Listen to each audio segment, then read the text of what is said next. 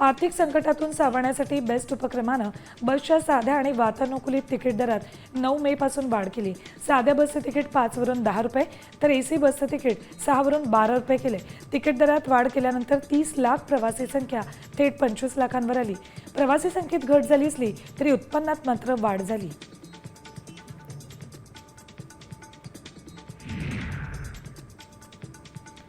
सलग सुट्ट्यांमुळे बाहेरगावी जाणाऱ्यांची संख्या अधिक आहे। गोव्याला जाणाऱ्या नियमित आणि विशेष रेल्वेगाड्यांची आरक्षित तिकीट मिळणं कठीण झाले।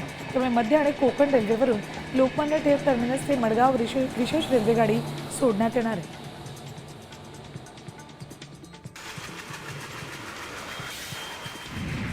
15 ऑगस्टपासून सर्व महामार्गांवरील नाक्यांवरून प्रवास करणाऱ्यांसाठी वार्षिक पास उपलब्ध होणार आहे। गुरुवारपासून हा वार्षिक पास NHAIच्या अधिकृत संकेतस्थळावर आणि ॲपवर उपलब्ध होईल। या वार्षिक पासच्या माध्यमातून पासधारकांना 3000 रुपयात 200 फेऱ्या पथकर न भरता प्रवास करता येईल।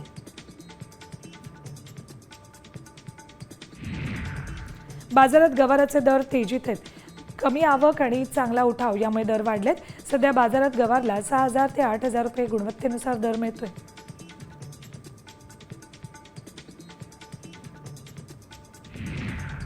पपईला मागणी असतानाच बाजारातली आवक मात्र कमी आहे, त्यामुळे पपईच्या दरात वाढ झाली।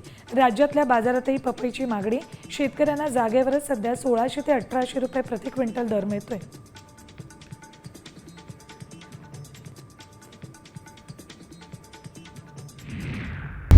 आता isakal.com आहे देशातील नंबर 1 ची मराठी न्यूज वेबसाईट। प्रत्येक अपडेटसाठी isakal.com ला नक्की भेट द्या।